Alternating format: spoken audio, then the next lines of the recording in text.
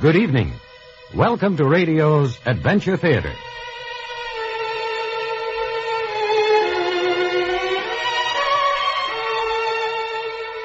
Like fine vintage wine that gets tastier with the years, radio's mystery and adventure stories out of the past are still vibrant and alive.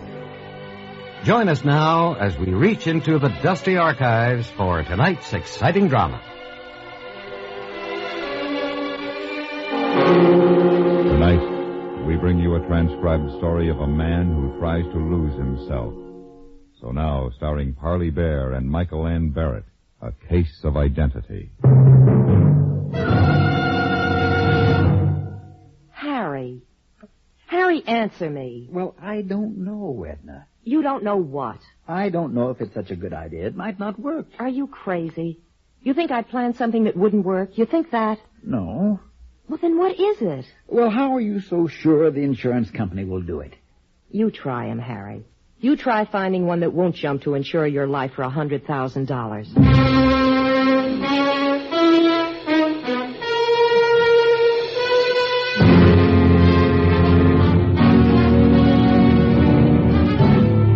That's how it started. She'd brought it up at dinner, not all at once, but in little pieces, just enough to make me curious. Then later, when she'd done everything she could to put me in a good mood, she told me all of it. She'd gotten the idea weeks ago, but she didn't want to mention it until I started on my vacation, just in case anyone at the office noticed I was unusually nervous. Oh, yes, she'd planned it well. She made it sound easy, so I agreed to go along with her. The next morning, I applied for a life insurance policy, one that would pay Edna $100,000 in the event of my death. A week later, the manager of that insurance company called and asked me to stop by his office. Well, Mr. Burton, it's a pleasure to meet you personally. Thank you. It isn't often we're privileged to issue such a large policy. Then it has cleared. I believe everything's in order if you'll just sign here. There you are. All right, Mr. Burton. That's it. Thank you. Take care of yourself, Mr. Burton.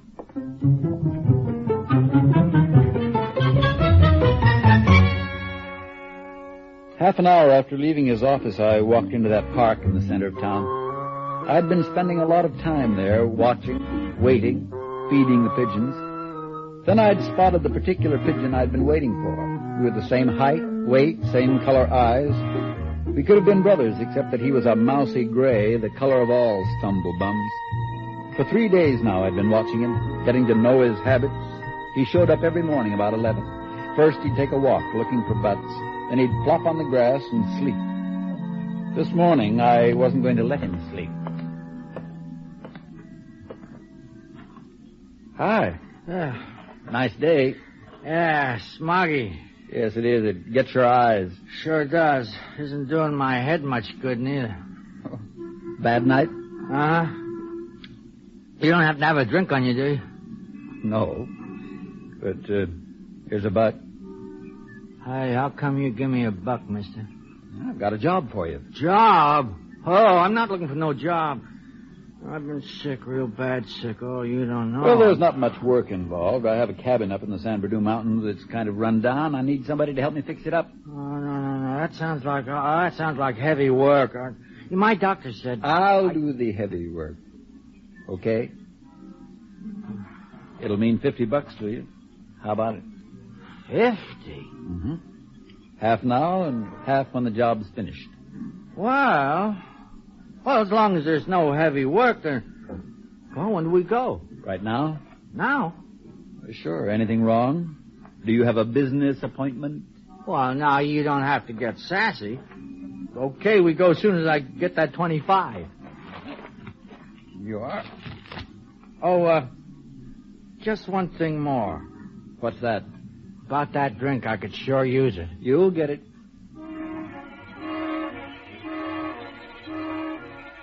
I bought him a 49-cent bottle of wine, which he opened before we got to the car. Then he insisted I drive him around to a flop house so he could pay a week's rent. Finally, we turned onto the freeway and headed for home.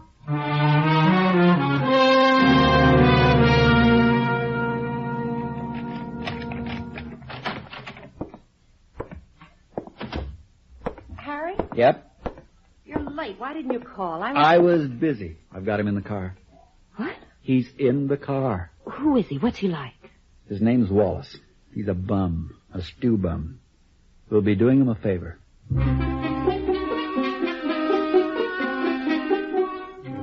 I backed the car out of the garage, careful that no one saw me. Then we started. My traveling companion wasn't feeling any pain. He polished off his bottle and passed out. No sign of anyone on that mountain highway, no houses, no cars. Not until I reached the 4,000-foot level, where there was a little rundown gas station. At 12:30, we reached the cabin. I parked on the slope, pulled the emergency brake tight, and then reached over into the back seat for the jack handle. Good.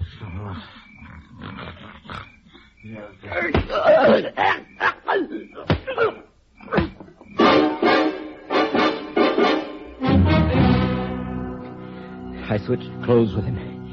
My keys, watch, wallet, everything but my matches. Then I saturated the upholstery with gasoline, left the can in the back seat, and got out.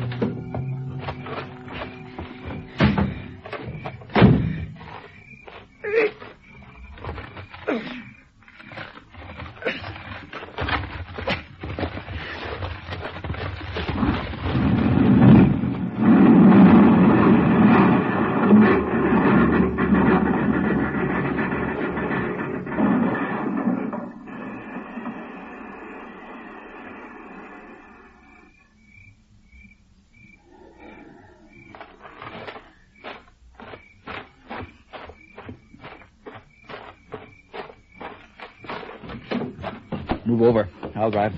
I saw it. It was beautiful. Yeah. A real fire, huh? There's blood on your coat. His coat. It's all right. I'm a drunk. I fell down. It's the usual thing. Light me a cigarette. Harry, What? did you leave the car in gear? No. You forgot. Take it easy, will you? I didn't forget. They'll figure I was sitting there drinking, fell asleep, the brake slipped. It'll be all right. When do you think they'll find him? Tomorrow? The next day? Now, when the police come, you know what to do. Yes. They'll ask a lot of questions, but don't lose your nerve and don't. What's wrong? Well, I don't know. The motor's missing. We're stopping. Oh, shut up, will you? Well, Harry, do something. Please do something. If they find us here like this... Shut up!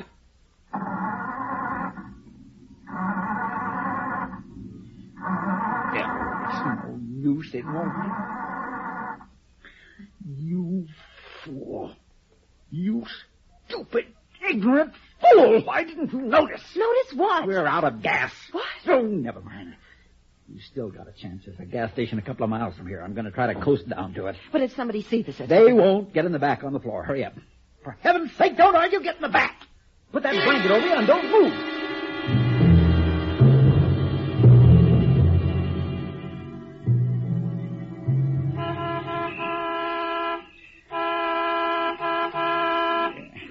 Their lights are out, but somebody's got to be inside.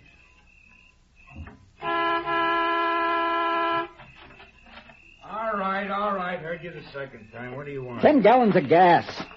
Sorry, close at 11. Pump's locked. Well, then unlock it. Now, wait a minute. I've got to have some gas. Do you understand? Sure, I understand, but I ain't giving you none. You're not... Now, you listen to me. You listen, mister. I don't like your ordering ways. Coming down here like high and mighty, blowing your horn like you was Judgment Day. Now, you better get. What do you mean by that? Just what I said. Keep coasting, brother. Okay, I don't want any trouble, only I thought maybe you'd be interested in $20. Huh? How much? $20. For just 10 gallons of gas? That's right. Reckon you do want to get home. That's a little regular. Anything, only hurry. Okay. Harry, do you have enough money? Yes. No. What? The money I gave him isn't here. Nothing's in these pockets but my matches and that key to that stinking flop house. But what could he have done with it? You gave him $25, didn't you? Yes. Quiet, he's coming back. You want me to check your oil and water? No, it's not necessary. I just thought I'd ask. What did that dirty bum do with my money? Here. Harry. What? Take this. Here, it's all I have. $5? It's all I have, Harry. Okay.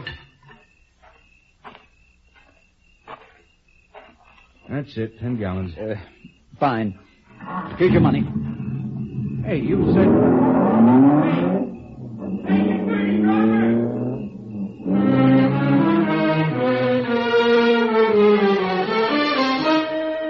When we got away from there, I noticed my throat was dry, my hands were beginning to shake. I was having trouble keeping the car on the road. Then Edna climbed up into the front seat and took the wheel. She didn't say a word till we turned onto the freeway that would take us into the city. You handled that very nicely, Harry. Thank you, Edna. Coming from you, that's a compliment. How do you feel? All right. Now? Worried about anything? No. Are you? Nothing. I'll let you off near Main Street. Keep out of sight until your beard grows out like the one Wallace had. Okay. You'll be able to learn what's happening from the newspapers. How will I know when you got the money? Call me Tuesday. If I don't have it then, I'll probably know when they're going to give it to me. And, Harry... Yeah? I'll never forget what you've done for me. Never. You're already forgetting one thing, Edna. What's that? I didn't do it all for you. Didn't you, Harry?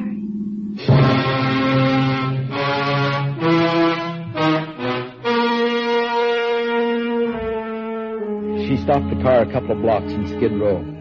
I got out and disappeared. The torn suit, bloodshot eyes, and my beard put me in that mousy gray color. A few hours later, I was just another stumblebum.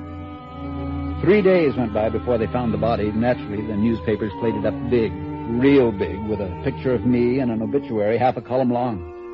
There was also a picture of Edna, the grief-stricken wife, taken right after she'd identified my body. I turned the page and kept on reading, and then I saw it.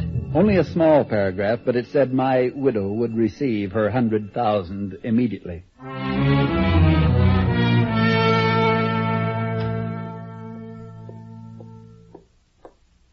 Hello, Edna. Harry. Did I frighten you? I'm sorry. What are you doing here?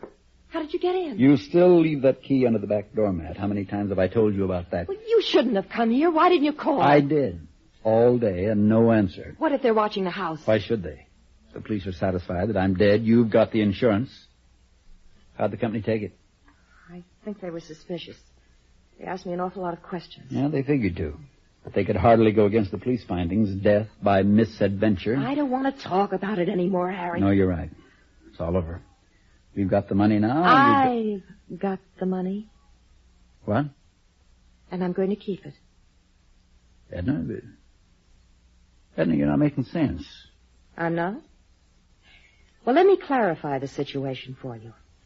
I've got $100,000 and you're dead. You're very, very dead. Are you... You had this idea all along. Right from the very beginning, you never had any intention of sharing that money. And you made me kill a man. Stay right where you are, Harry. You take one more step and I'll scream, and you know how loud I can scream. Well, go ahead. Remember, you've lost your identity. I'll say you're a prowler. You broke in. And I'll spill the whole works. Including how you killed a man? No, I don't think you will. Will you, Harry? You're smart, Edna. You're smarter than I ever gave you credit for.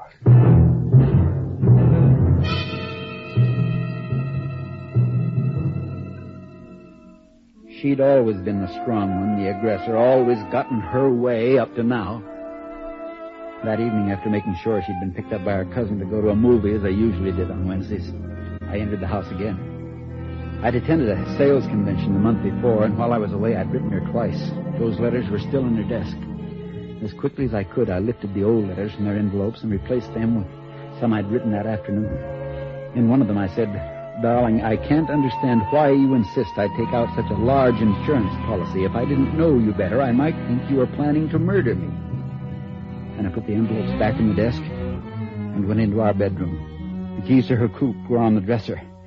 I put them in my pocket, picked up one of her shoes, and started for the mountains.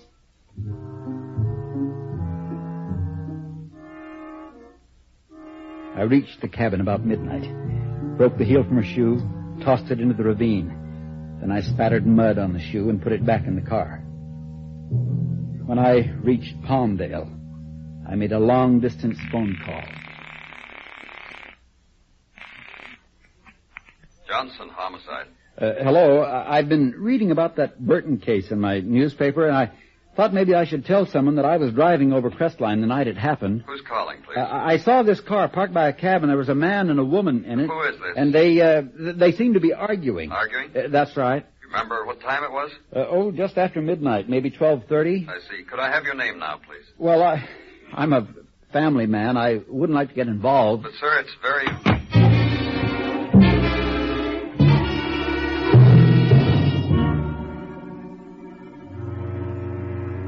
It was the next afternoon before I could get back in the house.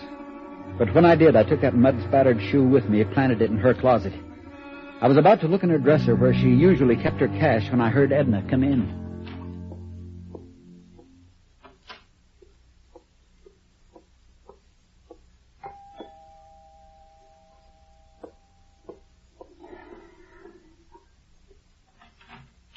Mrs. Burton?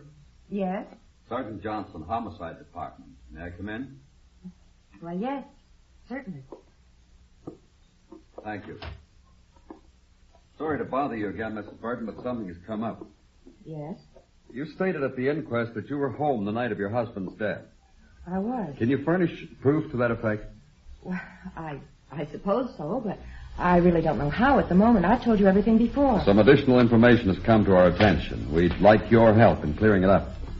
Well, naturally, I'm always ready to cooperate with the police. Fine. Then you'll answer my questions, won't you?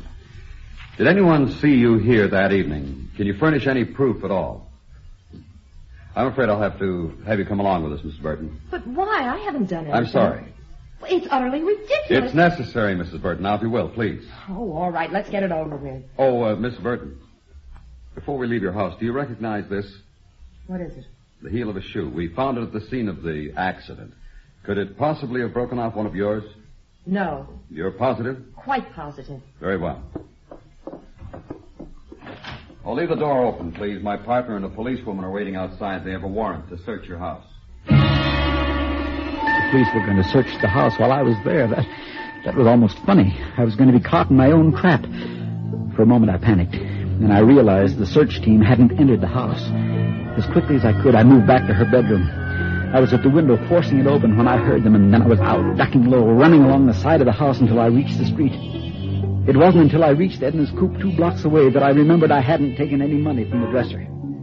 I was broke now, nowhere to go, nowhere to sleep, except in the car. I parked on the boulevard a couple of hours and watched the people walking by. And then later, while driving around looking for a place to park for the night, a place where I could sleep, I turned on the car radio.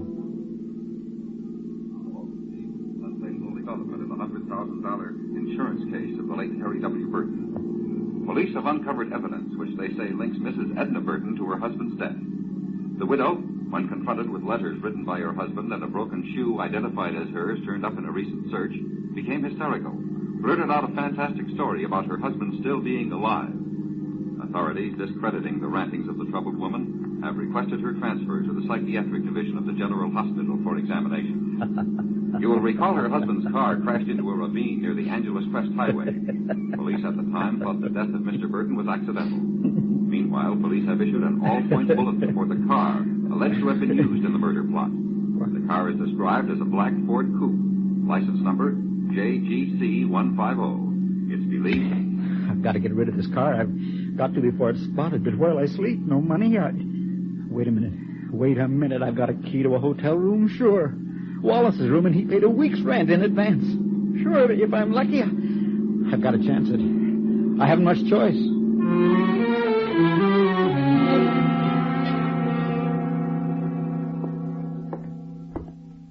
Hey, where you going? To my room. I live here. You see, here's the key, number 47. What's your name? Wallace, don't you remember? No, I'm just a relief clerk. Oh, well, I've been sick a few days. I haven't been in, so if I owe you any money, I'll pay it tomorrow. You don't owe nothing. I don't? No. Good night.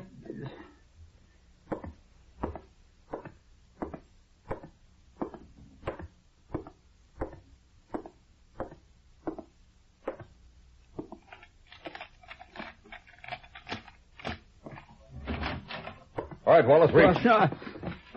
What is this? Come in all the way. That's it. We've been waiting for you, Wallace. My name's Johnson, homicide. This is my partner, Sergeant Barton. He's clean. Well, what do you want with me? We'll ask the questions, Wallace. Last Tuesday, you showed up here with enough money to pay your rent a month in advance. A Where'd month? you get it? Don't tell us you did some honest work, Wallace. You got a fine record. Don't ruin it by admitting you actually did some work. But I did. It was only $25. Can't a man make a little money without... Sure he can. Only this happened last Tuesday. And last Tuesday afternoon, you came bouncing in bragging about how lucky you were. You paid a month's rent in advance and said there'd be plenty more where that came from. Your drinking buddies told some of our boys about it. They were worried when you didn't come back. Thought maybe something had happened to you on that job up in Crestline. You did this work up in Crestline last Tuesday night, didn't you? No, I didn't. Try again, Wallace. You can try all night. You're not going to beat this one. We got a description from a gas station attendant up there. Fits you to a T. But you've got the wrong man, believe me. Oh, sure, Wallace. Well, he's not satisfied, Johnny. Give him some more. Okay. Woman you don't know, a woman called Edna Burton. Today, just before she blew her stack, she was yelling your name like crazy. All about a flaming rocket, or was it a fireball? Whatever it was, you were the star of it, Wallace. But I am not Wallace. I'm Burton. Ask Edna. Ask her. Can't. At least not till she's allowed to have visitors at the state hospital. Okay, let's go, buddy. No, wait, please. I'll tell you the truth. You're arresting me for my own murder. I'm Burton. That's so? But if you're Burton, where's Wallace? Where's what? Well, he thinks it's funny, Johnny. Yeah. Wine sure does some crazy things to him. It is funny. It's funny. Don't you see? It doesn't matter whether it's Burton and Wallace. It doesn't matter. It doesn't matter at all.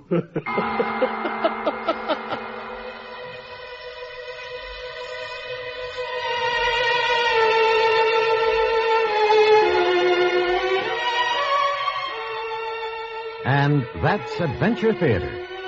Join us each week at this time as we reach into the dusty archives for another thrilling story of mystery and adventure from out of the past.